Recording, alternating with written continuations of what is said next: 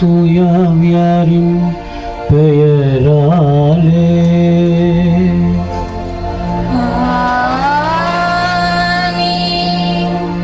நம் ஆண்டவராகிய இயேசு கிறிஸ்துவின் அருளும் கடவுளின் அன்பும் தூய ஆவியாரின் நட்புறவும் உங்கள் அனைவரோடும் இருப்பதாக.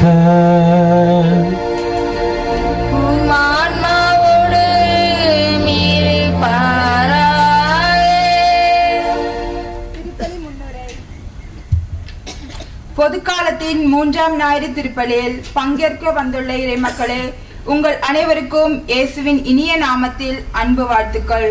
இன்று நாம் இறைவார்த்தை ஞாயிறை சிறப்பிக்கின்றோம். இறைசாரில் படைக்கப்பட்ட நம் ஒவ்வொருவரையும் இறைவன் ஒரு குறிப்பிட்ட பணிக்காக அழைக்கின்றார். உயிருள்ள இறைவார்த்தைக்கு செவிமடுத்து அதன் ஒளியில் நம் வாழ்வை அமைத்துக் கொள்ளவும் கிறிஸ்துவின் சாட்சிகளாக வாழவும் இன்றைய வழிபாடு நமக்கு அழைப்பு விடுக்கின்றது. மனம் மாறுங்கள், ஏனெனில் விண்ணரசு நெருங்கி வந்துவிட்டது என்று அழைப்பு விடுக்கும் இயேசு உண்மை அழைத்தல் என்பது மனநிலை மாற்றம் காண்பதே என்பதை வலியுறுத்துகின்றார். இல்லறமோ துறவரமோ எதுவாக இருந்தாலும் இறைவார்த்தையின் அடிப்படையில் நம் வாழ்வை மாற்றி அமைக்க நாம் அழைக்கப்படுகின்றோம். நம் அழைப்பில் நிலைத்து நின்று சான்று பகர தேவையான வரங்களை கேட்டு நம்பிக்கையின் மக்களாக இத்திருப்பலியில் கொண்டாட்டத்தில் முழுமையாக பங்கெடுப்போம். இறையேசுவில் அன்பார்ந்தபடி திருப்பலியானது லான்சியா ஜோஸ்னா கருத்துப்படி இறைவனுக்கு நன்றியாகவும், கிறிஸ்டோபர் மோனிஷா கருத்துப்படி இறைவனுக்கு நன்றியாகவும், பாக்கியமணி கருத்துப்படி செல்வராஜ் கிரேசி ஜெயபால் தாமஸ் இவர்களது ஆண்மலை பாட்ரிக்காகவும், பவுல்ராஜ் புஷ்பா கருத்துப்படி அந்தோனி சாமி மேரி இவர்களது ஆண்மலை பாட்ரிக்காகவும், மேரி அவருடைய 7ஆம் ஆண்டு நினைவு திருப்பலியாகவும், மிக்கேல் அம்மாள் அருள்சாமி லூர்து சாமி குடும்ப கருத்துப்படி அருள்சாமி விரைவில் உடல் நலம் பெறவும், தாமஸ் சபீனா கருத்துப்படி ஜேனலின் மேரி பிறந்த நாள் நன்றி பலியாகவும் இறைவனுக்கு நன்றியாகவும், பிரான்சிஸ் ரோசி கருத்துப்படி குருசாமி ஆண்மலை பாட்ரிக்காகவும், மதலை மேரி ரோஸ் மேரி ஜபமாலை மேரி லூர்து மேரி குடும்ப கருத்துக்கள் நிறைவேறவும், எட்வின் கென்னடி மேரி ஷகிலா ஜோஸ் கருத்துப்படி தாமஸ் ஆஸ்டின் அம்மணி அவர்களது ஆண்மலை பாட்ரிக்காகவும், பாலன் ஜபமாலை மேரி கருத்துப்படி சேவியர் ரொசாரியோ ஆண்மலை பாட்ரிக்காகவும், ஜெசி கருத்துப்படி இறைவனுக்கு நன்றியாகவும், தாமஸ் சிந்தியா குடும்பத்தில் வரித்த அனைத்து ஆன்மாக்களுக்காகவும், அருள்குமார் ரோசி டேனி சைனா கருத்துப்படி இறைவனுக்கு நன்றியாகவும் மற்றும் கூடியிருக்கிற நம் அனைவருடைய தேவைகள் விண்ணப்பங்கள் நிறைவேறவும் ஒப்புக் கொடுக்கப்படுகின்றது.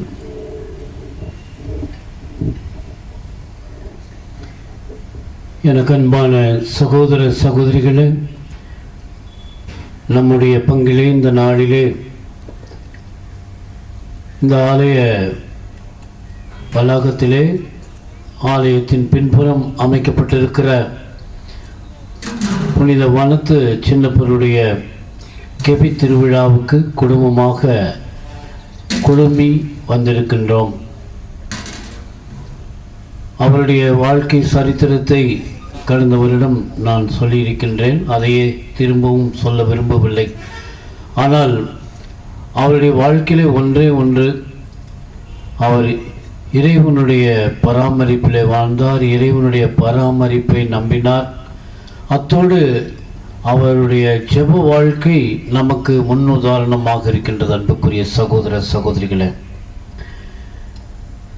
நம்முடைய வாழ்க்கையிலும் ஜெப வாழ்க்கை அல்லது ஜெபம் மிகவும் அவசியமாக இருக்கிறது. ஜெபிக்காத குடும்பம், ஜெபிக்காத நபருடைய வாழ்வு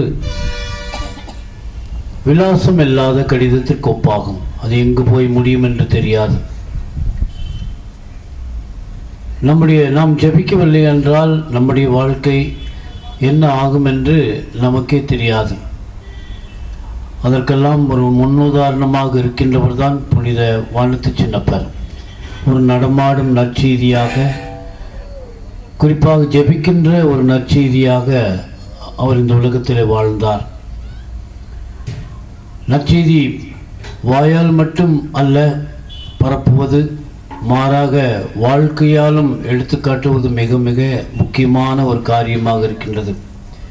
அந்த விதத்தில் பார்க்கின்ற பொழுது புனித வனத்து அந்தோனியார் ஊராக சென்று மறையுரை ஆற்றாவிட்டாலும் தனிமையிலே இருந்து ஜெபித்து இறைவனோடு ஒன்றித்திருந்தார். அதுவே ஒரு பெரிய நற்செய்தி. இன்றைய காலகட்டத்திலே ஜெபிக்கிறவர்கள் குறைவாக இருக்கிறதை பார்க்கின்றோம். திருச்சபைக்கு தேவை பக்தர்கள் அல்ல, மாறாக திருச்சபைக்கு தேவை ஜெப வீரர்கள், ஜெபிக்கின்ற குடும்பங்கள், ஜெபிக்கின்ற தனிநபர்கள். அநேக நேரங்களிலே ஜெபத்தை ஓரங்கட்டிவிட்டு இந்த உலக பிரகாரமாக வாழ்ந்த நேரங்களுக்காக, சூழ்நிலைகளுக்காக மன்னிப்பு வேண்டுவோம்.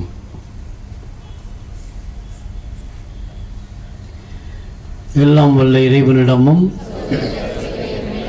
நான் பாவி என்று ஏற்றுக்கொள்கிறேன், ஏனெனில் என் சிந்தனையாலும் சொல்லாலும் செயலாலும் கடமையும் தவறியதாலும் பாவங்கள் பல செய்தேன்.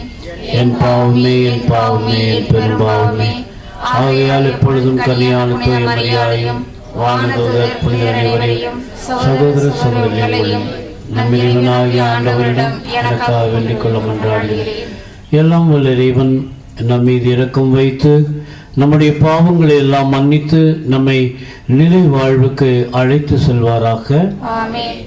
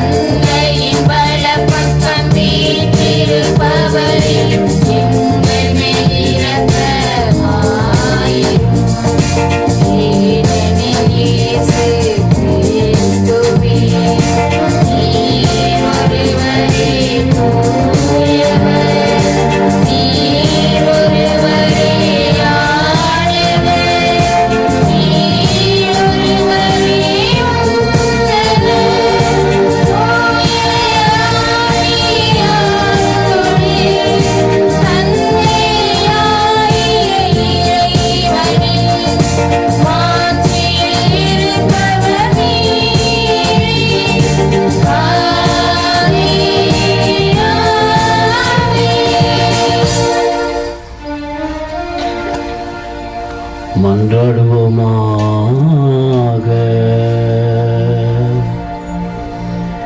என்றென்றும் எல்லாம் வல்ல இறைவா,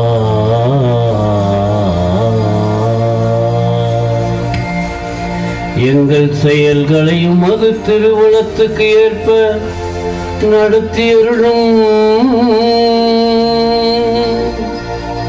இவ்வாறு அன்பு திருமகனின் பெயரால் நாங்கள் மிகுதியான நற்செயல்கள் புரிந்திட தகுதி பெறுவோமாக.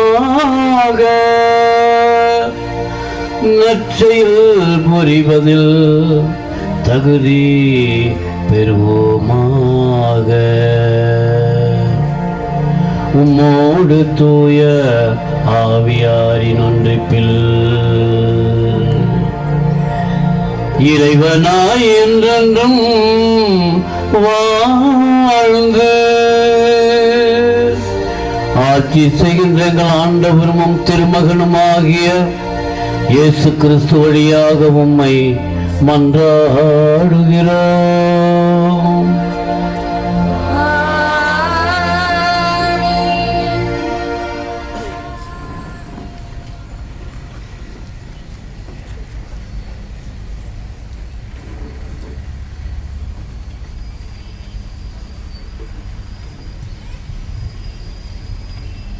முதல் வாசக முன்னுரை. அடிமைத்தனத்திலிருந்தும் துன்ப இருளிலிருந்தும் வாழ்ந்த மக்களுக்கு இறைவன் ஒரு பேரொளியை வாக்களிக்கின்றார். செபுலோன் மற்றும் நப்தாலி பகுதிகளில் ஒடுக்கப்பட்ட மக்களின் துயரத்தை அகற்றி அவர்களுக்கு பேரானந்தத்தை அருளுவதாக இறைவாக்கினர் எசாயா இன்றைய வாசகத்தில் எடுத்துரைக்கின்றார். நம் வாழ்வின் இருளை அகற்றி இறை வார்த்தையின் ஒளியில் நடக்க அழைப்பு விடுக்கும் இம்முதல் வாசகத்திற்கு கவனமுடன் செவிமடுப்போம்.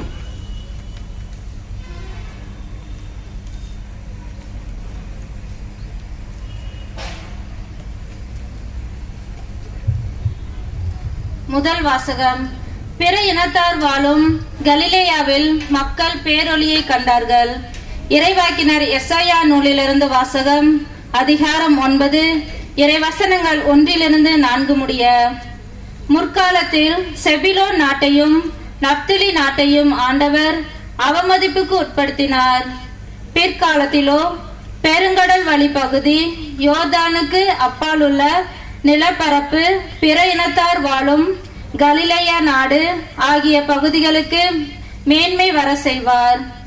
காரிருளில் நடந்து வந்த மக்கள் பேரொளியை கண்டார்கள். சாவின் நிழல் சூழ்ந்துள்ள நாட்டில் குடியிருப்போர் மேல் சுடரொளி உதித்துள்ளது. ஆண்டவரே, அந்த இனத்தாரை பலுகி பெருகி செய்தீர். அவர்கள் மகிழ்ச்சியை மிகுதிப்படுத்தினர். அறுவடை நாளில் மகிழ்ச்சியுறுவது போல் உம் திருமுன் அவர்கள் அகமகிழ்கிறார்கள். கொள்ளை பொருளை பங்கிடும் போது அக்களிப்பது போல் களி கூறுகிறார்கள். மிதியான் நாட்டிற்கு செய்தது போல அவர்களுக்கு சுமையாக இருந்த நுகத்தை நீர் உடைத்தெறிந்தீர். அவர்கள் தோலை புண்ணாக்கிய தடியை தகர்த்து போட்டீர். அவர்களை ஒடுக்குவோரின் கொடுங்கோலை ஒடித்தெறிந்தீர். இது ஆண்டவர் வழங்கும் அருள்வாக்கு. பதிலுரை பாடல் பல்லவி. ஆண்டவரே என் ஒளி, அவரே என் மீட்பு. ஆண்டவரே என் ஒளி, அவரே என் மீட்பு. யாருக்கு நான் அஞ்சிட வேண்டும்? ஆண்டவரே என் உயிருக்கு அடைக்கலம், யாருக்கு நான் அஞ்சிட வேண்டும்? பல்லவி. ஆண்டவரே என் ஒளி, அவரே என் மீட்பு. நான் ஆண்டவரிடம் ஒரு விண்ணப்பம் செய்தேன், அதையே நான் நாடி தேடுவேன். ஆண்டவரின் இல்லத்தில் என் வாழ்நாள் எல்லாம் நான் குடியிருக்க வேண்டும். ஆண்டவரின் அழகை நான் காண வேண்டும். அவரது கோயிலில் அவரது திருவுளத்தை கண்டறிய வேண்டும். பல்லவி. ஆண்டவரே என் ஒளி, அவரே என் மீட்பு. வாழ்வோரின் நாட்டிலேயே ஆண்டவரின் நலன்களை காண்பேன் என்று நான் இன்னும் நம்புகிறேன். நெஞ்சே, ஆண்டவருக்காக காத்திரு, மன உறுதி கொள், உன் உள்ளம் வலிமை பெறட்டும். ஆண்டவருக்காக காத்திரு. பல்லவி. ஆண்டவரே என் ஒளி, அவரே என் மீட்பு.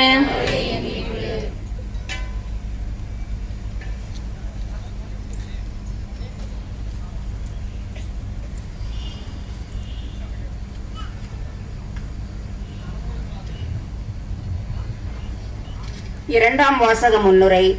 கொரிந்து திருச்சபையில் நிலவிய கருத்து வேறுபாடுகளையும் பிரிவினைகளையும் சுட்டிக்காட்டும் திருத்தூதர் பவுல், கிறிஸ்து ஒருவரே, நாம் அனைவரும் அவர் பெயரால் திருமுழுக்கு பெற்றுள்ளோம். எனவே நமக்குள் பேதங்களை தவிர்த்து ஒரே சிந்தனையோடும் ஒற்றுமையோடும் சான்று பகர இன்றைய இரண்டாம் வாசகம் நமக்கு அழைப்பு விடுக்கின்றது.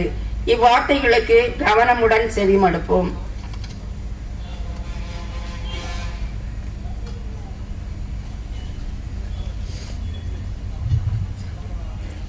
இரண்டாம் வாசகம். நீங்கள் ஒத்த கருத்துடையவர்களாய் இருங்கள், உங்களிடையே பிளவுகள் வேண்டாம். திருத்தூதர் பவுல் கொரிந்தியருக்கு எழுதிய முதல் திருமுகத்திலிருந்து வாசகம். 1ஆம் அதிகாரம் 10-13, 17 வசனங்கள். சகோதர சகோதரிகளே, நம் ஆண்டவர் இயேசு கிறிஸ்துவின் பெயரால் நான் உங்களை கெஞ்சி கேட்டுக்கொள்வது இதுவே: நீங்கள் ஒத்த கருத்துடையவர்களாய் இருங்கள், உங்களிடையே பிளவுகள் வேண்டாம். ஒரே மனமும் ஒரே நோக்கமும் கொண்டிருங்கள்.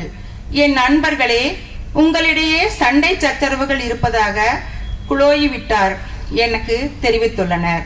நான் அதை சொல்ல காரணம், உங்களுள் ஒவ்வொருவரும் நான் பவுலை சார்ந்துள்ளேன் என்றோ, நான் அப்பல்லோவை சார்ந்துள்ளேன் என்றோ, நான் கேபாவை சார்ந்துள்ளேன் என்றோ, நான் கிறிஸ்துவை சார்ந்துள்ளேன் என்றோ சொல்லிக் கொள்கிறீர்களாம். கிறிஸ்து இப்படி பிளவுபட்டுள்ளாரா? அல்லது பவுலா உங்களுக்கு சிலுவையில் அறையப்பட்டான்? அல்லது பவுலின் பெயரிலா நீங்கள் திருமுழுக்கு பெற்றுக் கொண்டீர்கள்? திருமுழுக்கு கொடுப்பதற்கு அல்ல, நற்செய்தியை அறிவிக்கவே கிறிஸ்து என்னை அனுப்பினார். மனித ஞானத்தின் அடிப்படையிலான சொற்களில் இச்செய்தியை அறிவித்தல் ஆகாது. அவ்வாறு அறிவித்தால் கிறிஸ்துவின் சிலுவை பொருளற்று போய்விடும். இது ஆண்டவர் வழங்கும் அருள்வாக்கு.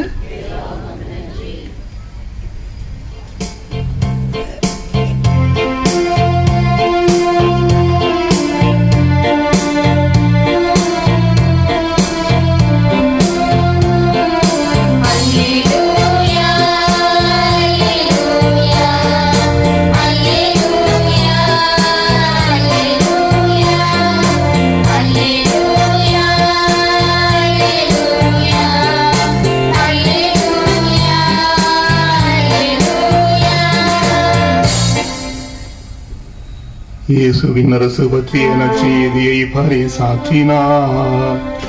மக்களிடையே இருந்த நோய் நொடிகள் அனைத்தையும் குணமாக்கினார்.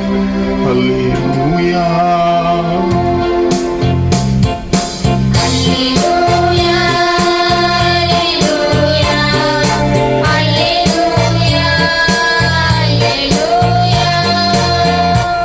ஆண்டவர் உங்களோடு இருப்பாராக.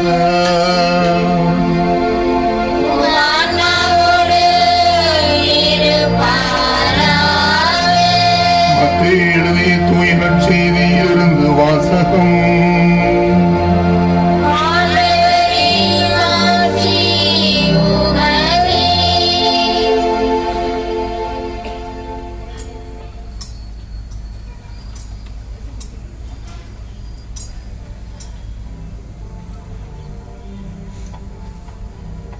நான்காம் அதிகாரம் இறை வார்த்தைகள் 12 முதல் 23 வரை.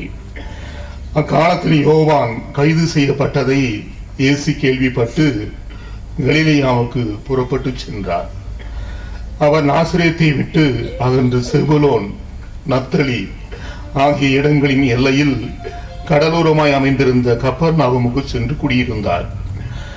இறைவாக்கினர் எசாயா உரைத்த பின்வரும் வாக்கு இவ்வாறு நிறைவேறியது: செபுலோன் நாடே, நப்தலி நாடே, பெருங்கடல் வழி பகுதியே, யோர்தானுக்கு அப்பால் உள்ள நிலப்பரப்பே, பிற இனத்தவர் வாழும் கலிலேய பகுதியே, காரிருளில் இருந்த மக்கள் பேரொளியை கண்டார்கள்.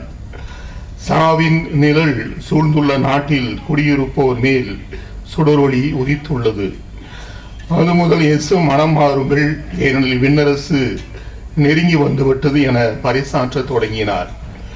இயேசு கலிலேயே கடலோரமாய் நடக்கும்போது சகோதரர் இருவரை கண்டார். ஒருவர் பேதுரு எனப்படும் சீமோன், மற்றவர் அவர் சகோதரரான அந்திரேயா. மீனவரான அவ்விருவரும் கடலில் வலை வீசிக் கொண்டிருந்தனர்.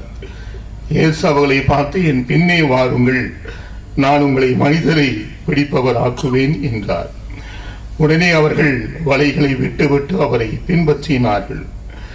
அங்கிருந்து அப்பால் சென்றபோது வேறு இரு சகோதரர்களை கண்டார். அவர்கள் செபதேயுவின் மகன் யாக்கோபும் அவர் சகோதரரான யோவானும் ஆவர். அவர்கள் தங்கள் தந்தை செபதேயுவுடன் படகில் வலைகளை பழுது பார்த்து கொண்டிருந்தார்கள். இயேசு அவர்களை அழைத்தார். உடனே அவர்கள் தங்கள் படகையும் தந்தையும் விட்டுவிட்டு அவரை பின்பற்றினார்கள். அவர் கலிலேய பகுதி முழுவதும் சுற்றி வந்தார். அவருடைய தொழுகை கூடங்களில் கற்பித்தார். விண்ணரசு பற்றிய நற்செய்தியை பறைசாற்றினார். மக்களிடையே இருந்த நோய் நொடிகள் அனைத்தையும் குணமாக்கினார். ஆண்டவரின் அருள்வாக்கு.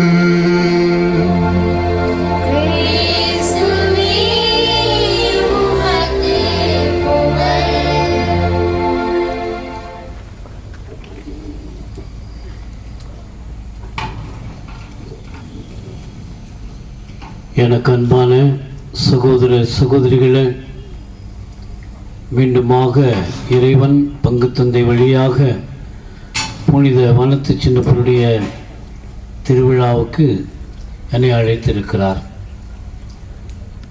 இறைவன் கொடுத்த ஒரு மாபெரும் பாக்கியமாகவே நான் கருதுகின்றேன். கடந்த ஆண்டும் புனித வனத்து சின்னப்பருடைய திருவிழாவுக்கு நான் திருப்பலி நிறைவேற்றியது நினைவில் இருக்கிறது. அன்றைய தினம் நான் புனித வனத்து சின்னப்பருடைய வரலாற்றை நான் எடுத்துச் சொன்னேன். இந்த வருடம் திருப்பி அதையே சொல்ல நான் விரும்பவில்லை. மாறாக அவருடைய வாழ்க்கையிலிருந்து ஒரே ஒரு அனுபவத்தை உங்களோடு பகிர்ந்து கொள்ள விரும்புகின்றேன். இன்றைக்கு வாசிக்கப்பட்ட முதல் வாசகத்திலே ஏசாயா தீர்க்கதரிசி புத்தகத்திலே சொல்லப்பட்டிருந்தது, இருளிலே இருந்த மக்கள் பேரொளியை கண்டார்கள் என்று. புனித வனத்து சின்னப்பர் தன்னுடைய வாழ்க்கையிலே தனியாக இருந்து இறைவனோடு ஒருங்கிணைந்தவர். ஏதோ மக்கள் வாழ்கின்ற பகுதியில் அல்ல, மாறாக ஒரு காட்டுப்பகுதியிலே. அவர் காட்டுப்பகுதி என்று சொன்னால் அது இருள் சூழ்ந்த இடம். மரங்கள் இருக்கும், விலங்குகள் இருக்கும், எல்லாம் இருக்கும். அது ஒரு இருள் சூழ்ந்த இடமாகத்தான் கருதப்படும், ஒரு பாதுகாப்பு இல்லாத இடம். ஆகவே அந்த இடத்திலே இறைவன் புனித வானத்து சின்னப்பர் கடவுள் என்ற ஒளியை கண்டு ஜெபத்திலே தரித்து வாழ்ந்து வந்தார். அது மட்டுமல்ல, இன்றைய நற்செய்தியிலே பார்க்கின்றோம், ஆண்டவர் இயேசு பெத்லகேமை விட்டு அகன்று அவர் செபுதலி நப்தலி நாட்டு பகுதிகளிலே அவர் தன்னுடைய நற்செய்தி பணி தொடங்குவதற்காக வருகின்றார். அங்க இருக்கிற மக்கள் எப்படிப்பட்டவர்கள்? கீழ்த்தட்டு மக்கள், பிற இனத்தவர் என்று சொல்லக்கூடியவர்கள். மக்கள் மற்றவர்களை விட இவர் தாழ்ந்த மக்கள் வாழ்கின்ற இடம். அப்படிப்பட்ட ஒரு இடத்தை ஆண்டவர் தேர்ந்து கொள்ளுகின்றார் தன்னுடைய நற்செய்தி பணியை தொடங்குவதற்காக. அங்கும் பார்க்கின்றோம், மற்ற இடங்களிலே பாதுகாப்பு இருக்கும். ஆனால் செபுதலி நப்தலி என்ற நாடு இதோ அந்த எப்படி பாகிஸ்தான் இந்தியா ஒரு எல்லை இருக்கிறதோ அதுபோல எல்லையிலே இருக்கின்ற ஒரு இடம் நப்தலி செபுதலி ஆகிய இடங்கள். அந்த இடத்து அப்போ பாகிஸ்தான் இந்தியா, இந்த 2 இடத்துல பாதுகாப்பு பார்த்தோம்னா அவங்க பாதுகாப்பு இருக்காது. நாட்டில் உள்ள மக்களுக்கு பாதுகாப்பு இருக்கும். ஆனால் எல்லையில் இருப்பவர்கள் எந்த நேரத்தில் வேண்டுமானால் துன்பத்தை சந்திக்கலாம், வேதனையை சந்திக்கலாம், உயிருக்கு போராட வேண்டியிருக்கும், துன்பங்களை அனுபவிக்க வேண்டியிருக்கும், கண்ணீரை தழுவ வேண்டியிருக்கும். அப்படிப்பட்ட ஒரு சூழ்நிலையில் தான் சிவதலி நப்தலி நாட்டு மக்கள் வாழ்ந்து வந்தார்கள். அங்கேதான் அந்த இடத்தை நம் அருள்நாதர் இயேசு தேர்ந்து கொண்டு அங்கே நற்செய்தி பணியை தொடங்குகின்றார். பெத்லகேமை விட்டு அகன்று வந்து அந்த பார்டர்ல பாதுகாப்பு இல்லாத இடத்துல பின்தங்கிய மக்கள், அடித்தட்டு மக்கள் வாழ்கின்ற இடத்துல தன்னுடைய நற்செய்தி பணியை தொடங்குகின்றார். ஆம், அன்புக்குரிய சகோதர சகோதரிகளை, இன்று விழா எடுக்கின்ற புனித வனத்து சின்னப்பரும் தன்னுடைய வாழ்க்கையிலே ஒரு பார்டரான இடத்தை தேர்ந்தெடுத்தார். பாதுகாப்பான இடத்தை அல்ல. அவர் தனிமையான ஒரு இடம் காட்டு பகுதியில் சென்று விலங்குகளுடைய தொல்லை இன்றைக்கெல்லாம் பார்த்தோம் என்றால் நினைச்ச இடத்துல நரி அல்லது இந்த சிறுத்தை நடமாடுகிறது என்று சொல்லுகின்றார்கள், சிறுத்தை புலி நடமாடுகிறது என்று சொல்லுகிறார்கள், யானை தொல்லை என்று சொல்லுகின்றார்கள், கரடி தொல்லை என்று சொல்லுகின்றார்கள். எவ்வளவு மக்கள் பயந்து கொண்டிருக்கின்றார்கள். இருட்டானால் போவதற்கே பயந்து கொண்டிருக்கிறார்கள். கடந்த மாதம் நான் குருசடி திருத்தலத்துக்கு சென்றேன். அந்த திருத்தலத்திலே கரடி உலாவுவதாக அந்த பங்கு தந்தை சொன்னார். இப்படியாக இந்த விலங்குகள் வாழ்கின்ற ஒரு பகுதி பாதுகாப்பற்ற பகுதி, ஊரை விட்டு விலகி இருக்கின்ற பகுதி காட்டுப்பகுதி.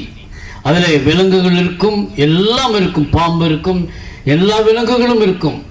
அப்படி பாதுகாப்பில்லாத இடத்துல அவர் இறைவனுடைய பராமரிப்பை நம்பி, இறைவன் தான் எனக்கு ஒளி, இறைவன் தான் எனக்கு வழி, ஆகவே அவர் என்னை வழிநடத்துவார் என்று சொல்லி அவர் தன்னுடைய வாழ்விலே ஜெபத்தையே மையமாக கொண்டு அவர் வாழ்ந்தார் என்று சொன்னால் அது மிகையாகாது.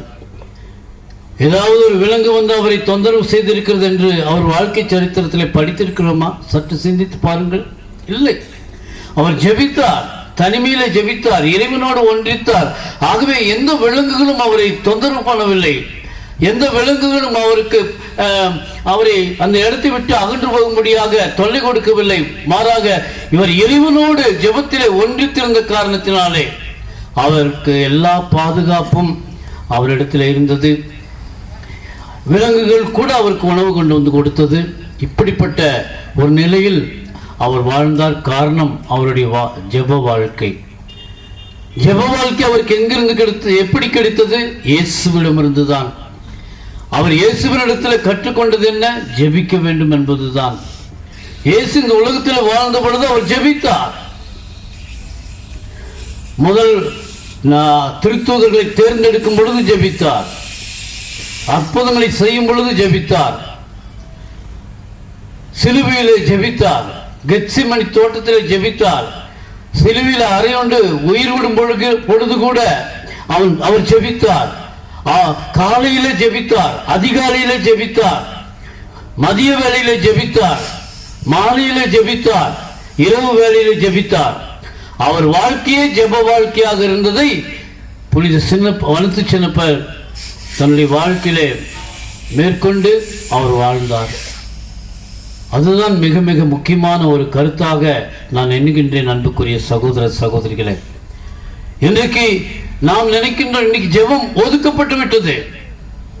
ஜெப வாழ்க்கை அல்லது ஜெபம் என்பது நம்முடைய வாழ்க்கையிலே ஓரங்கட்டப்பட்டு விட்டது. ஒருவேளை டிவியாக இருக்கலாம், அல்லது உலக பிரகாரமான வாழ்க்கையாக இருக்கலாம்.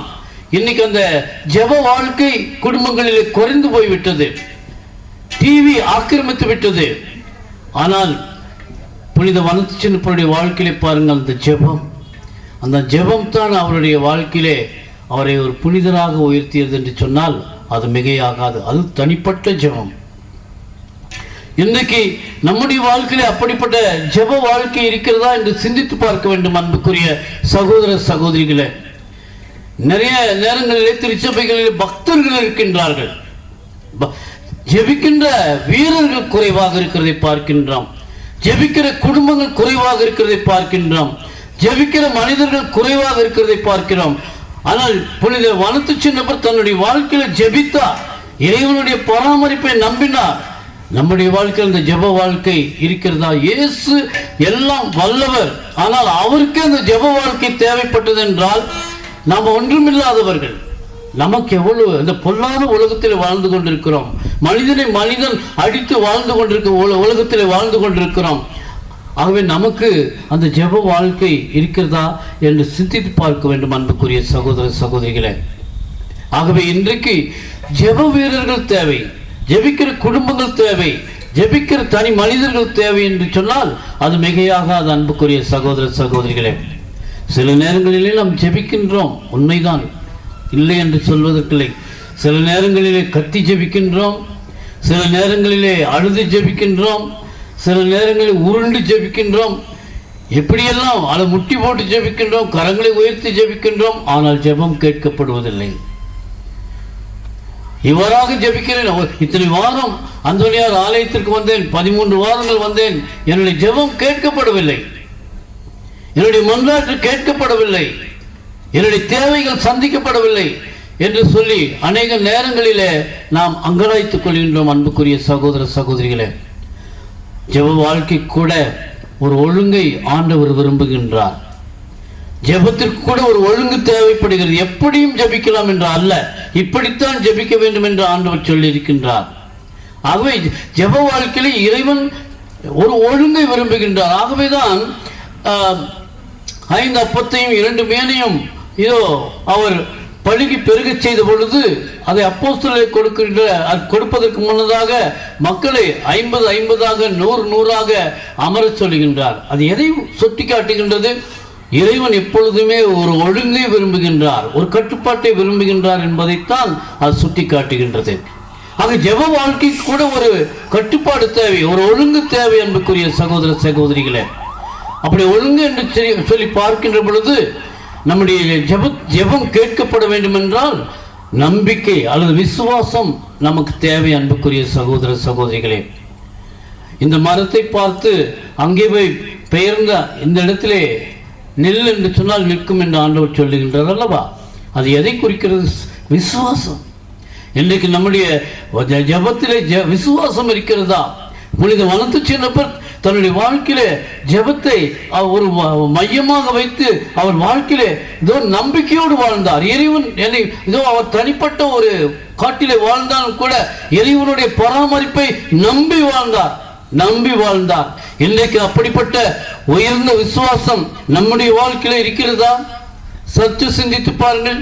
ஒரு சிறு துன்பம் வந்தால், சிறு வேதனை வந்தால், போராட்டங்கள் ஏமாற்றங்கள் வந்தால் தளர்ந்து போகிறோம். இந்த உலகத்தில் கடவுள் இருந்தால் ஏன் எனக்கு இத்தனை துன்பம், ஏன் இத்தனை கஷ்டம், ஏன் என்னை கண்ணீர் வாட்டுகிறது, என்னுடைய வாழ்க்கையில அடிமேல் அடி, ஏன் கடவுள் இருந்திருந்தால் இந்த உலகத்தில் எனக்கு இத்தனை துன்பங்கள் வராத, அடிமேல் அடி வந்திருக்காது என்று சொல்லி விசுவாசத்தில் தளர்ந்து போய் நிறைய நேரங்களிலே தற்கொலை மனப்பான்மைக்கு கூட வந்து விடுகின்றோம் அன்புக்குரிய சகோதர சகோதரிகளே.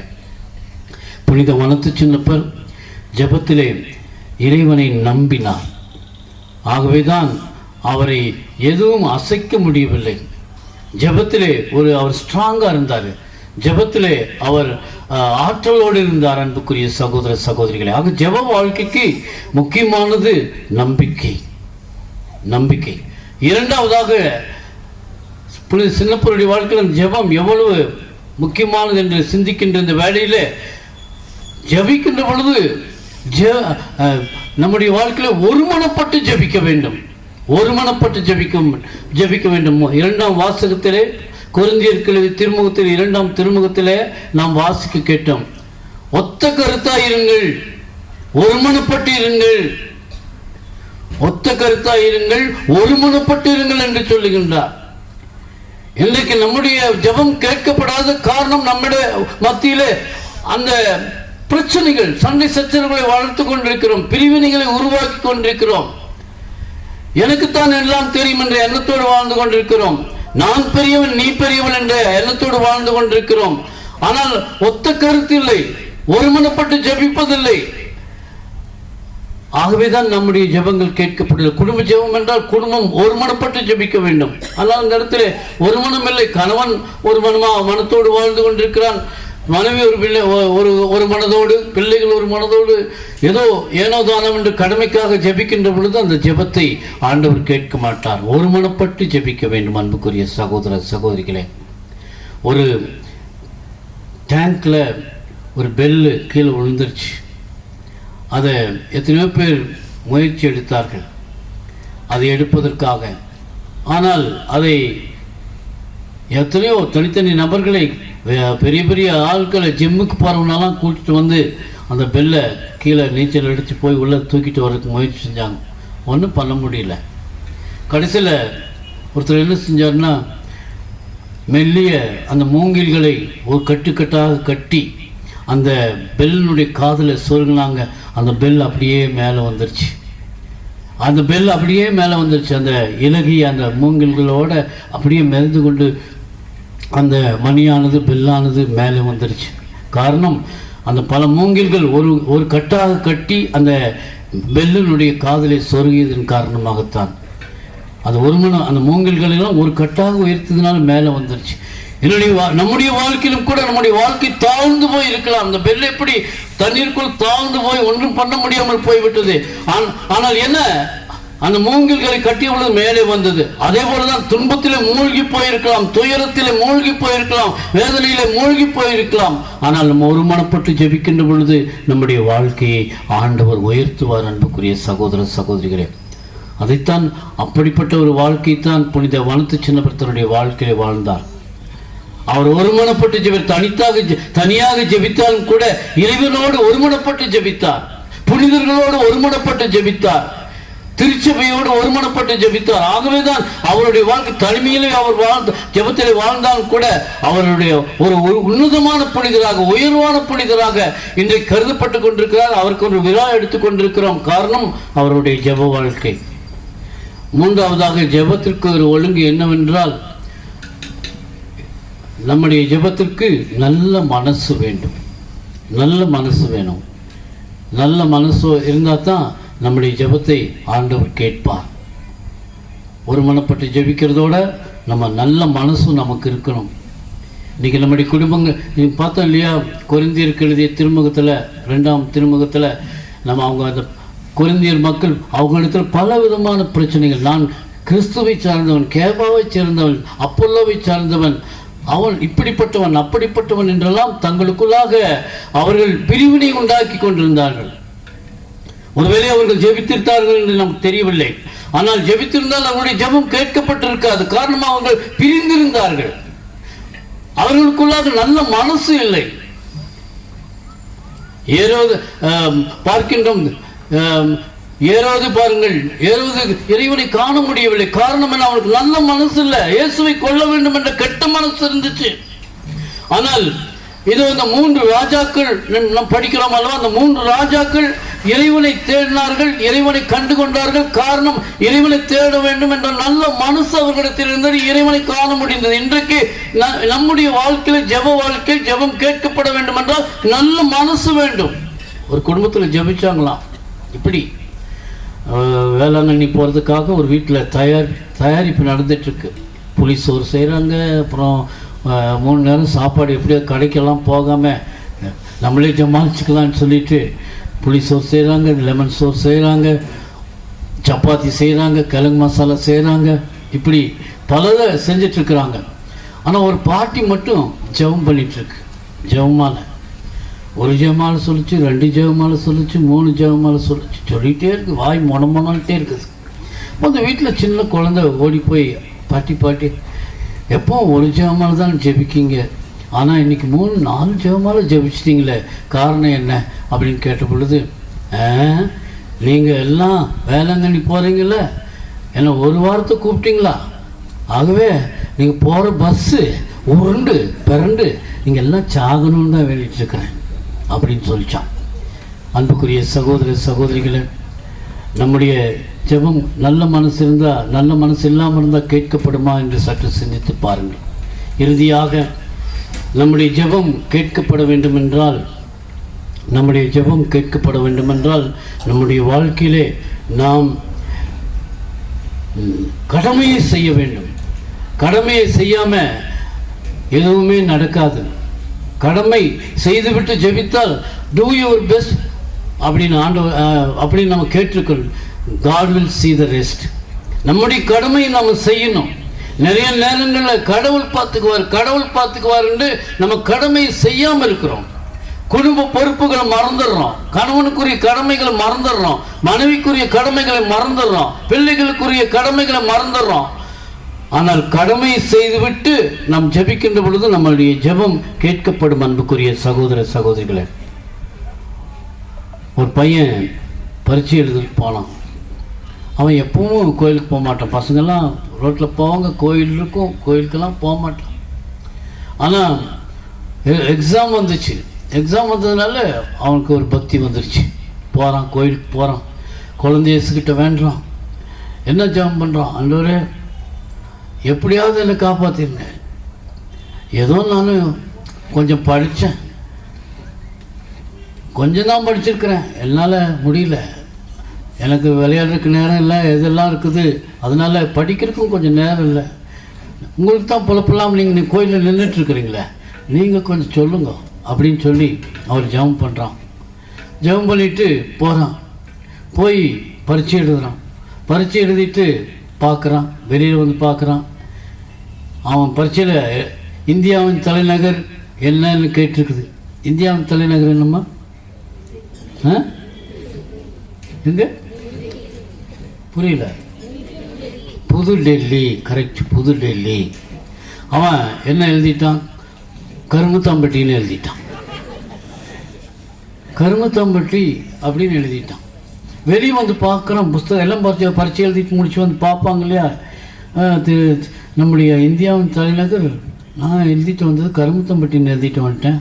அடா இது புது டெல்லியாருக்கு எழுதியிருக்குதே அப்படின்னு போய் ஜெபம் பண்ண போகிறான். குழந்தையேசுக்கிட்ட போகிறான். மறுபடியும் போய் ஜெபம் பண்ணுறான். குழந்தையேசுவே, நான் இதோ எக்ஸாமில் தப்பாக எழுதிட்டேன். இந்தியாவின் தலைநகர் என்ன? புது டெல்லி. ஆனால் என்னென்னு எழுதிட்டேன்? கருமத்தம்பட்டின்னு எழுதிட்டேன். ஆண்டவரே, எப்படியாவது நான் காலையில் தூங்கி விடியறதுக்குள்ள இந்தியாவின் தலைநகரை கருமத்தம்பட்டியாக மாற்றிடலாம்.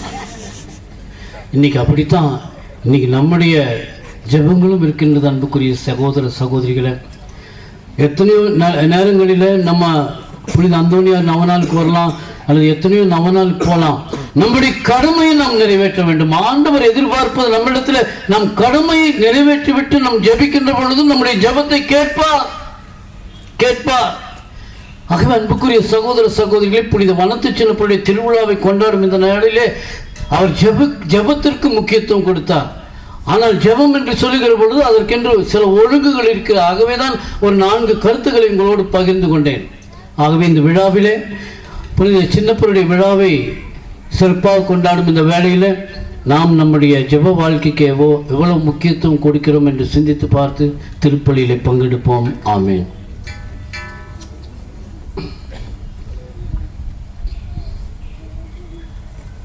நம்பிக்கை அறிக்கை.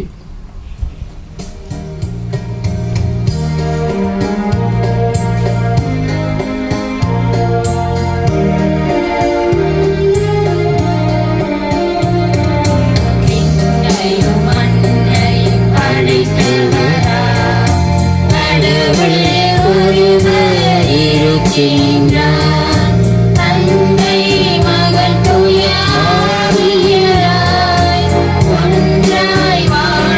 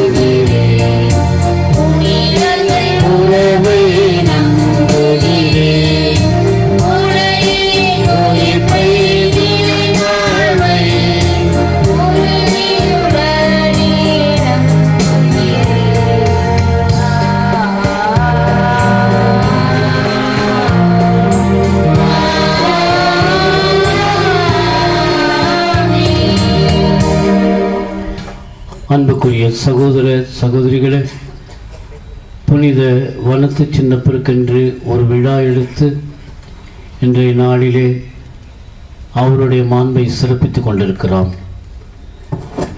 இந்த நாளிலே அவர் தன்னுடைய வாழ்விலே ஜெபத்திற்கு முக்கியத்துவம் கொடுத்து இறைவனுடைய பராமரிப்பை நம்பி வாழ்ந்த அந்த பண்பை நம்முடைய வாழ்க்கையிலும் நாம் கொண்டிருக்க நம்முடைய தேவைகளை ஆண்டவருடைய பாதத்திலே சமர்ப்பிப்போம்.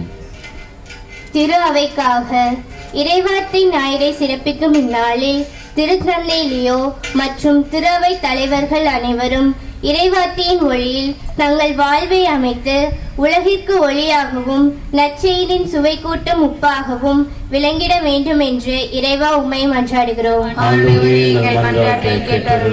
உலக அமைதிக்காக போர் பதட்டங்களும் வன்முறை போக்குகளும் சூழ்ந்துள்ள இவள் உலகில் இருளில் வாழும் மக்கள் பேரொளியை காணவும் உலக தலைவர்கள் சுயநிலம் கடந்து அமைதியின் பாதையில் மக்களை வழிநடத்தவும் வேண்டும் என்று இறைவா உம்மை மன்றாடுகிறோம். நாட்டிற்காக நாளை நமது நாட்டின் குடியரசு தினத்தை சிறப்பிக்கவிருக்கும் இந்நாளில் இந்தியர்களாகிய நாம் சாதி, மத, இனம் மற்றும் மொழி பேதங்களை கடந்து ஒரு தாய் மக்கள் என்ற உணர்வோடு சமூக நீதியையும் சமத்துவத்தையும் நிலைநாட்டிட அருள் தர வேண்டும் என்று இறைவா உம்மை மன்றாடுகிறோம். எளியோர் மற்றும் துன்பருக்காக வறுமையில் பிடியில் வாடுவோர், நோயினால் துன்புறுவோர் மற்றும் சமூகத்தால் கைவிடப்பட்ட மக்கள் அனைவரும் இறைவனின் ஆறுதலையும் பராமரிப்பையும் பெற்றிடவும் அவர்களுக்கு உதவிக்கரம் நீட்டும் தாராள மனதை எங்களுக்கு தந்தருள வேண்டும் என்று இறைவா உம்மை மன்றாடுகிறோம். ஒற்றுமைக்காக இங்கு கூடியுள்ள நாங்கள் அனைவரும் ஒரே மனமும் ஒரே நோக்கமும் கொண்டிருங்கள் என்ற பவுலடியாரின் அறிவுரைக்கும் மனம் மாறுங்கள் என்ற இயேசுவின் போதனைக்கும் செவிசாய்த்து எம் பங்கில் அனைத்தையும் சாட்சிகளாய் வரம் தர இறைவா உம்மை மன்றாடுகிறோம்.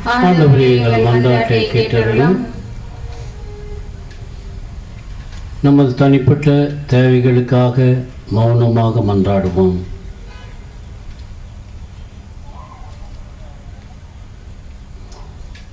தாயும் தந்தையுமான இறைவா, உம்முடைய பாதத்திலே எங்களுடைய தேவைகளை சமர்ப்பித்திருக்கிறோம். இவைகளை நீர் நிறைவேற்றி தர வேண்டும் என்று எங்கள் ஆண்டவராகிய கிறிஸ்து வழியாக உம்மை மன்றாடுகிறோம். ஆமென்.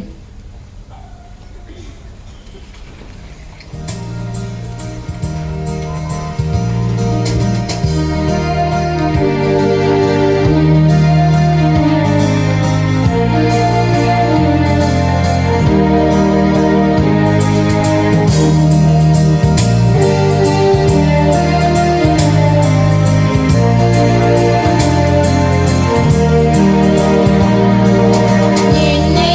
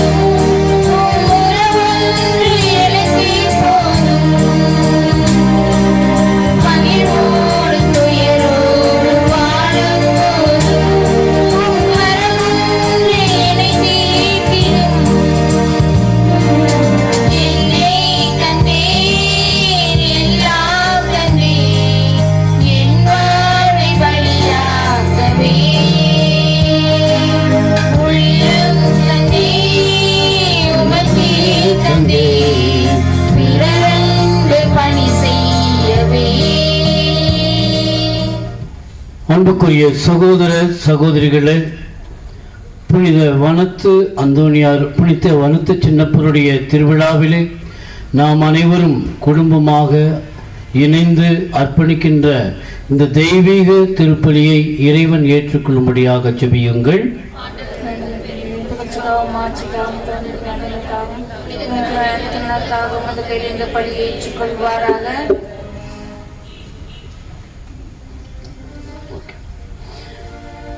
ஆண்டவரே, எங்களின் காணிக்கையை கண்ணோக்கியருள உம்மை வேண்டுகிறோம்.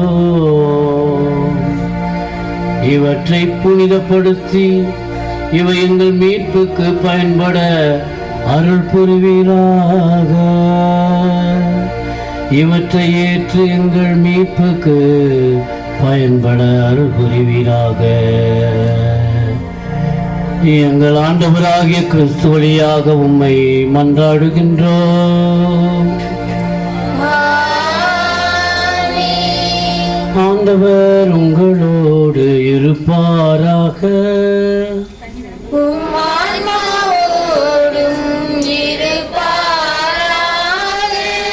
இதயங்களை மேலே எழுப்புங்கள். ஆண்டவரிடம் எழுப்பியுள்ளோம். நம் இறைவனாகிய ஆண்டவருக்கு நன்றி கூறுவோம்.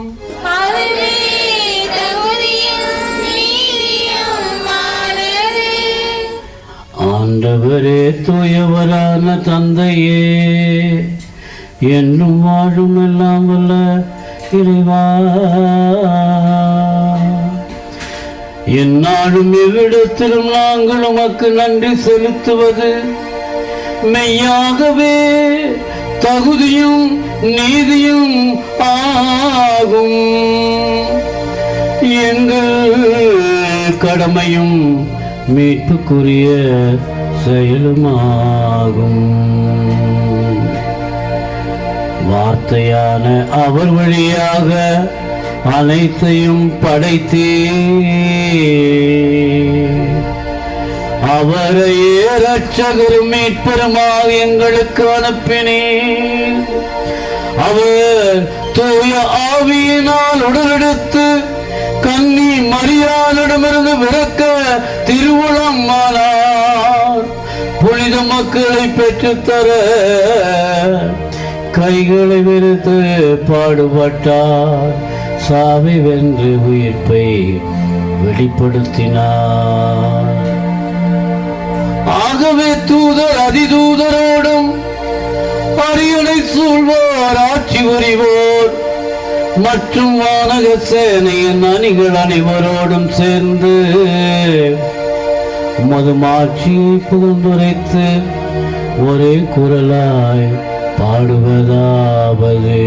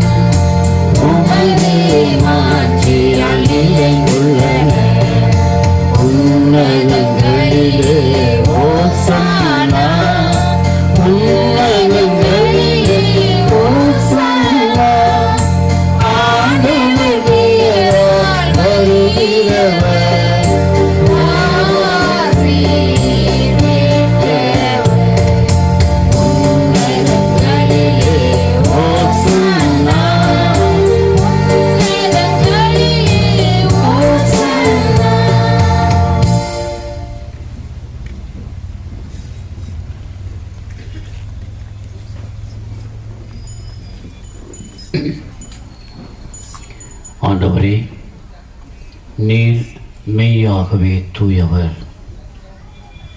தூய்மை அனைத்திற்கும் ஊற்று. ஆகவே உம்முடைய தூய ஆவியை பிடிந்து ஊற்றுமையா உம் வல்லமையை தாகத்தோடு காத்திருக்கின்றோம். நாங்கள் தாகத்தோடு காத்திருக்கின்றோம். ஊற்றுமையா உம் வல்லமையை, தாகத்தோடு காத்திருக்கின்றோம். நாங்கள் தாகத்தோடு காத்திருக்கின்றோம். இவ்வாறு எங்கள் ஆண்டவர் இயேசுவின் உடலும் இரத்தமுமாக இவை எங்களுக்கு மாறுவனவாக.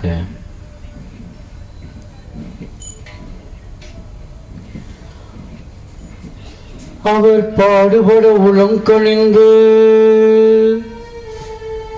தம்மை கையளித்த போது அப்பத்தை எடுத்து நன்றி செலுத்தி தம் சீடருக்கு அளித்து அவர் கூறியதாவது: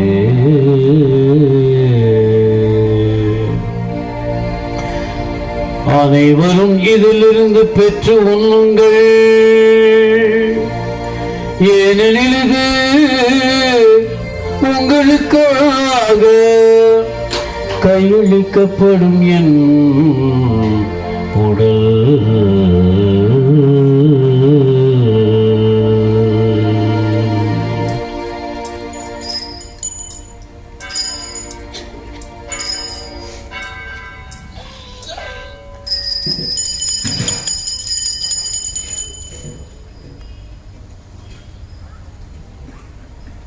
அவ்வளவே இரவு விருந்து அருந்திய பின்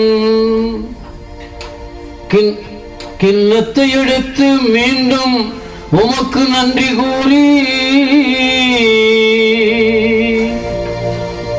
தம் சீடருக்கு அளித்து அவர் கூறியதாவது: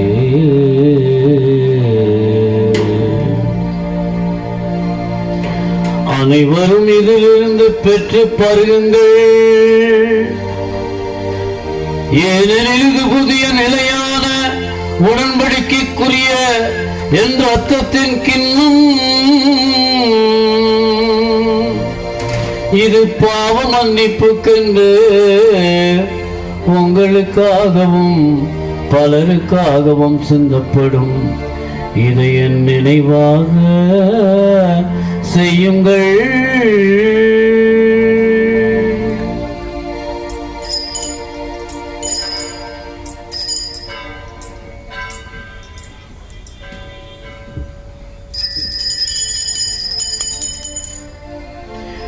நம்பிக்கையின் மறைபொருள்.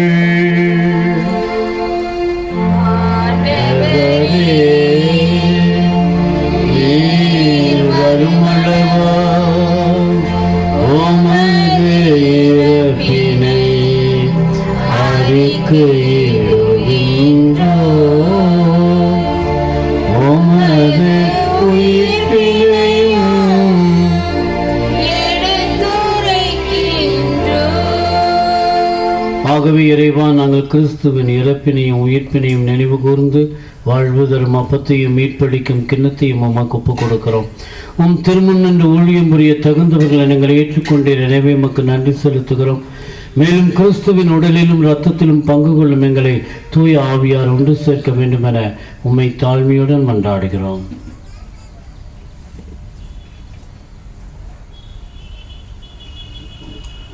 ஆண்டவரே, உலகெங்கும் பரவி இருக்கும் அது திரு அவையை நினைவு கூர்ந்திருளும்.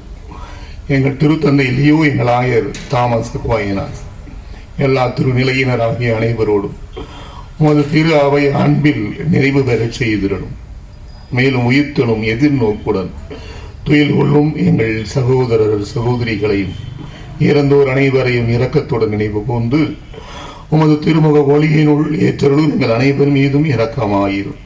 கடவுளின் கன்னித்தாயான புனித மரியா, உடைய கணவரான புனித யோசேப்பு, புனித திருத்தூதர்கள், இன்று நாங்கள் விழா கொண்டாடும் புனித வனத்து சின்னப்பர் மற்றும் இவ்வுலகில் உமக்கு உகந்தவராய் இருந்தோர் ஆகிய புனிதர்கள் அனைவருடனும் நாங்கள் நிலை வாழ்வில் பங்கு கொள்ளும் தகுதி பெற்றும் திருமகன் இயேசு கிறிஸ்து வழியாக உம்மை புகழ்ந்தேத்தும் வரம் அருள உம்மை கொண்டாடுகின்றோம்.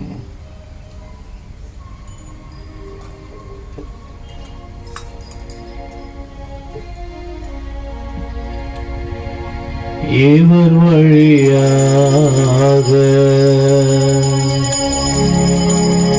இவரோடு இவரில் எல்லாம் வல்ல இறைவனாகிய தந்தையே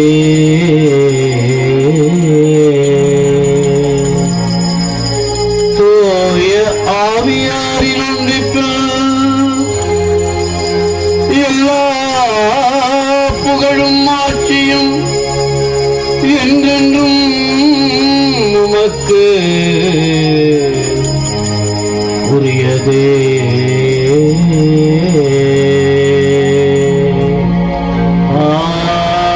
ஆமென். ஆமென். ஆமென். மீட்பரின் கட்டளையால் கற்பிக்கப்பட்டு இறை படிப்பினையால் பயிற்சி பெற்று நாம் துணிந்து பாடுவோம்.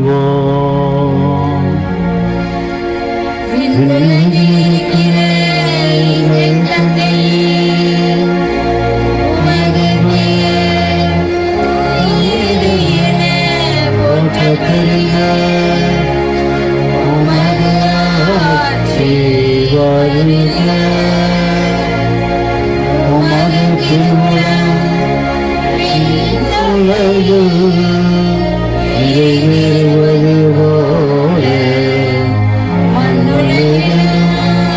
நிறைவேறுக எங்கள் அன்றாட உணவை இன்று எங்களுக்கு தாரும். எங்களுக்கு எதிராக குற்றம் செய்தோரை நாங்கள் மன்னிப்பது போல எங்கள் குற்றங்களை மன்னியும். எங்களை சோதனைக்கு உட்படுத்தாதே.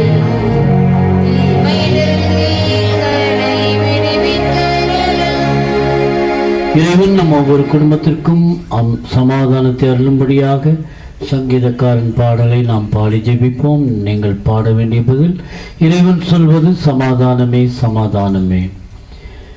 இறைவன் சொல்வது சமாதானமே சமாதானமே. பாடுங்க. இறைவன் சொல்வது சமாதானமே சமாதானமே. ஆண்டவரே, உமது இரக்கத்தை எங்களுக்கு காண்பித்தருளும். உமது மீட்பையும் எங்களுக்கு தந்தருளும். ஆண்டவராகிய இறைவன் சொல்வது என்னவென்று நான் கேட்பேன். அவர் பேசுவதோ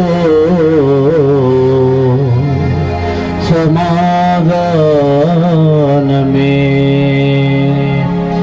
இறைவன் சொல்வது சமாதானமே சமாதானமே. எங்கள் குற்றங்கள் குறைகளை பாராமல் திரு அவையின் நம்பிக்கையை கண்ணோக்கி அதற்கு அமைதியும் ஒற்றுமையும் தருவீராக. என்றென்றும் வாழ்ந்து ஆட்சி செய்கிறவர் நீரே. ஆண்டவருடைய அமைதி உங்கள் அனைவரோடும் இருப்பதாக.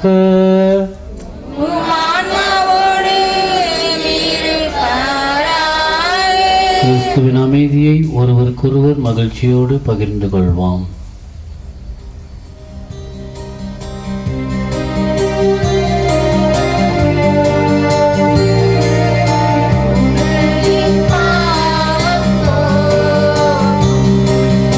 இறைவனின்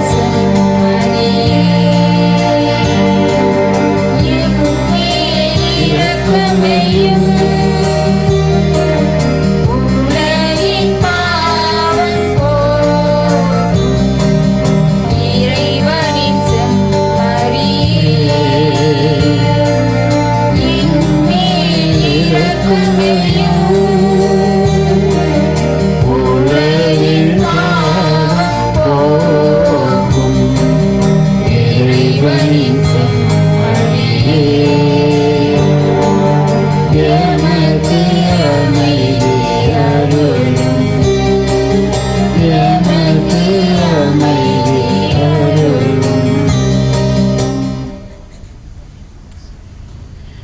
இதோ இறைவனின் செம்மறி, இவரே உலகின் பாவங்களை போக்குகின்றவர். செம்மறியின் விருந்துக்கு அழைக்க பெற்றோர் பேறு பெற்றோர். ஆனால் ஒரு வார்த்தை மட்டும் சொல்லியருளும், எனது ஆன்மா நலமடையும்.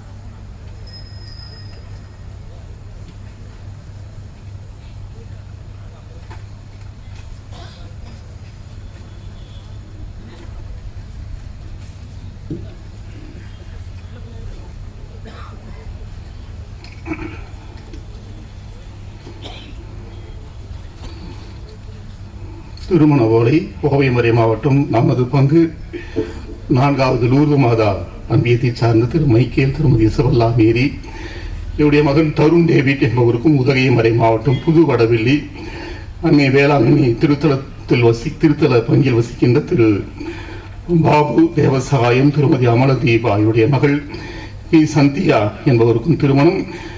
இது 2வது 3வது ஓலைகள். இத்திருமணத்தில் ஏதாவது விற்கனவர் இருந்தால் தயவு செய்து என்னிடம் தெரிவிக்கவும். சென்ற வார காணிக்கை ரூபாய் 2010. அன்பார்ந்தவர்களே, இந்த நம்முடைய கெவி கட்டிய பிற்பாடு இது 3வது திருவிழா என்று நான் நினைக்கின்றேன். ஆகவே சென்ற ஆண்டும் நான் திருப்பலிக்கு அழைத்த பொழுது மணமம் வந்து தந்தை அவர்கள் அழைப்பை ஏற்றுக்கொண்டார். சண்டேஸில் ஃபாதர்ஸ் கிடைக்கிறது ரொம்ப சிரமம். ஏன்னா எந்த ஃபாதர் கேட்டாலும் நான் ஒன்றா புக் ஆகிட்டோம்பாங்க அல்லது சண்டே வர முடியாதும்பாங்க.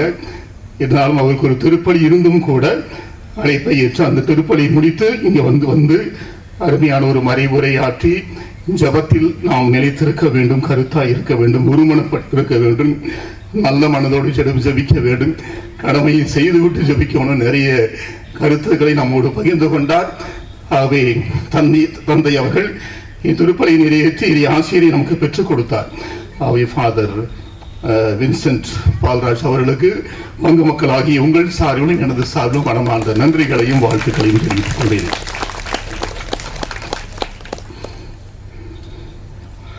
இயேசு அன்பார்ந்தவர்களே, வனத்து சின்னப்பர் அப்படின்னா ஒன்றா பொங்கல் வைப்பாங்க. நம்ம பொங்கலோடு சேர்த்து கிடாய் விருந்தும் வருஷம் கிடாய் விருந்து வச்சுட்டு இருக்கிறோம். இந்த வருஷம் 4 கிடாய் போடலான்னு சொன்னாங்க. 2 கிடாய் வந்து அலங்காநல்லூர் ஒரு பந்தயத்துக்கு போனங்காட்டியும் 2 கிடாய் இங்கே 2 கிடாய் தான் கிடைச்சது. ஆகையினால 2 கிடாய் வந்து போட்டு கொடுத்திருக்கிறார்கள். திரு அந்தோணி மரிய ரோக் குடும்பத்தினர், திரு அருள்குமார் ரோஸ்லி குடும்பத்தினர். ஆகவே புனித அந்தோனியார் மன்றம் சார்பாக ரூபாய் 5000, வாரி ஃபைனான்ஸ் அருண் அவர்கள் 14,000 மதிப்பிலான வெள்ளி கொலுசுகளை வழங்கியிருக்கின்றார். ரூபாய் 8000 மதிப்பிலான ரூபாய் 8000 மதிப்பிலான பந்தல் அமைத்து உதவிய திருமதி ஜெயசெல்வி, அஜய் அக்வின் குடும்பத்தினர் அனைவருக்கும் கைகளை தட்டி மனமார்ந்த வாழ்த்துக்களையும் நன்றிகளையும் நாம் தெரிவித்துக் கொள்வோம். அதுபோலவே மளிகை பொருட்கள் அன்பளிப்பாக வழங்கிய மகாராணி திரு லாரன்ஸ், திரு பவுல்ராஜ், திரு குழந்தை குடும்பத்தினருக்கு மனமார்ந்த நன்றிகளை கைகளை தட்டி நாம் தெரிவித்துக் கொள்வோம்.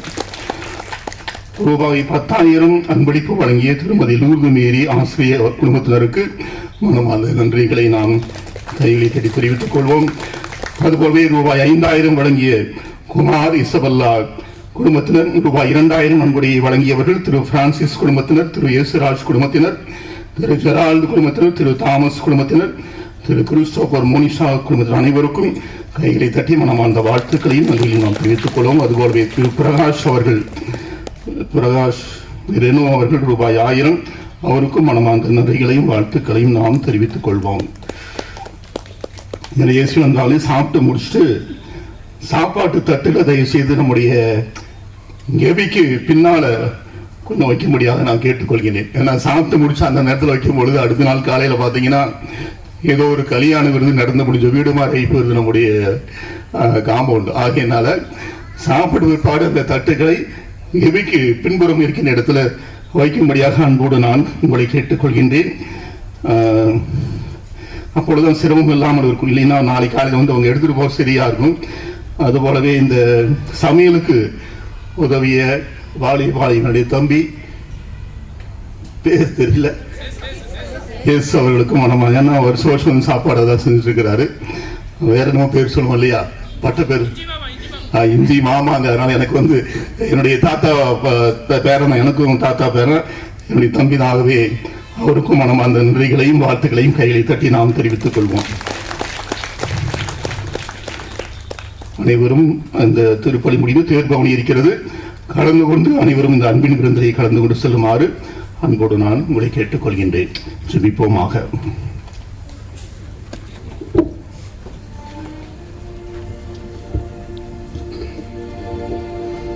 எழுந்து நிற்போம்.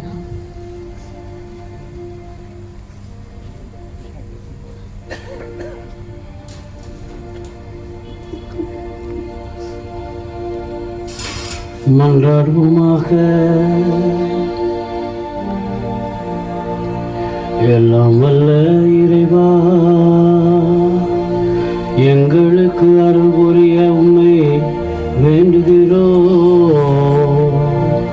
அதனால் புத்துயிரளிக்கும் உமது அருளை பெற்றுள்ள நாங்கள் உமது கொடையை முன்னிட்டு என்றும் பெருமை கொள்வோமாக.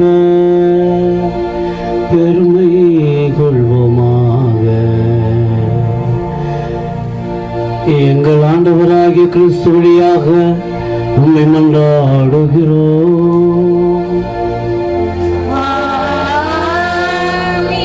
ஆண்டவர் உங்களோடு இருப்பாராக.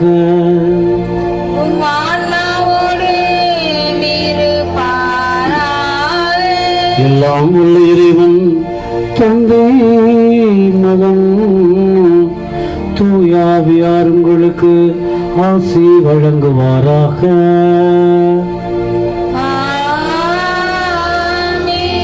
சென்று வாருங்கள், திருப்பலி நிறைவேறியது.